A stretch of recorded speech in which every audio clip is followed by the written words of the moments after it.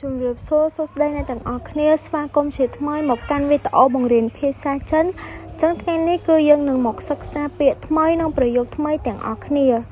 ចឹងកុំឲ្យខាតពេលវេលាយូរយើងទៅសិក្សាពាក្យនិងប្រយោគទាំងអស់នោះដូចតទៅអញ្ចឹងពាក្យទី1នេះគឺយើងអានថា美丽美丽美丽美丽គឺយើងបកប្រែថាស្អាត美丽美丽美丽ស្អាត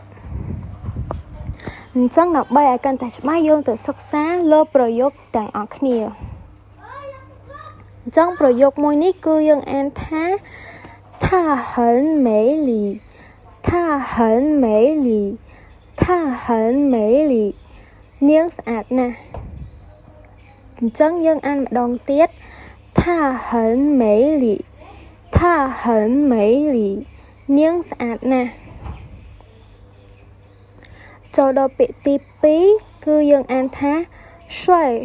帅帅帅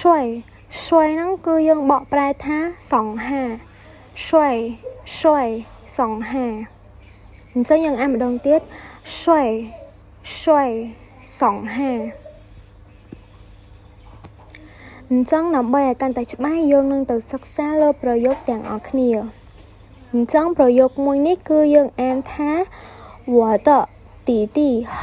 水我的弟弟很水我的弟弟很水បងប្រុសរបស់ខ្ញុំស្អាតណាស់我的弟弟很水我的弟弟很水បងប្រុសរបស់ខ្ញុំស្អាតណាស់អញ្ចឹងយើងអានម្ដងទៀត我的弟弟很水我的弟弟很水បងប្រុសរបស់ខ្ញុំស្អាតណាស់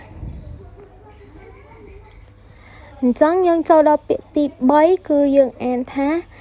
ចៅឈីចៅឈីចៅឈីចៅឈីចៅឈីហ្នឹងគឺយើងបកប្រែថាងើបពីព្រលឹមចៅឈីចៅឈីងើបពីព្រលឹមអញ្ចឹងដើម្បីឲ្យកាន់តែច្បាស់យើងទៅសិក្សាលើប្រយោគទាំងអស់គ្នាអញ្ចឹងប្រយោគមួយនេះដែរគឺយើងអានថា我总是很着急我总是很着急我总是很着急ខ្ញុំតែងតែងើបពីគេងពីព្រលឹម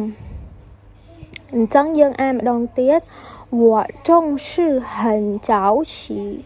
我总是很着急我总是很着急ខ្ញុំតែងតែងើបពីគេងពីព្រលឹមអញ្ចឹងយើងអានម្ដងទៀត我总是很着急我总是很着急ខ្ញុំតែងតែងើបពីគេងពីព្រលឹមអញ្ចឹងយើងចូលដល់ពាក្យទី4ហើយពាក្យទី4នេះដែរគឺយើងអានថាខាន់ខាន់ខាន់ខាន់ខាន់ហ្នឹងគឺយើងបកប្រែថាមើលខាន់មើលអញ្ចឹងយើងអានម្ដងទៀតទៅខាន់ខាន់ខាន់មើលអញ្ចឹងដើម្បីឲ្យកាន់តែច្បាស់យើងនឹងទៅសិក្សាលើប្រយោគទាំងអស់គ្នា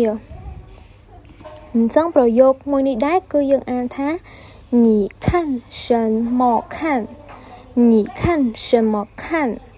你看什么看តើអ្នកមើលអ្វី你看什么看តើអ្នកមើលអ្វីអញ្ចឹងយើងអានម្ដងទៀត你看什么看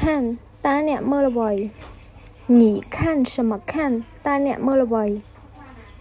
អញ្ចឹងវីដេអូមួយនេះគឺបានបញ្ចប់ត្រឹមនេះហើយអ្នកទាំងអស់គ្នាកុំភ្លេចជួយចុច like និង subscribe ម្នាក់មួយផងជួបគ្នានៅវីដេអូក្រោយ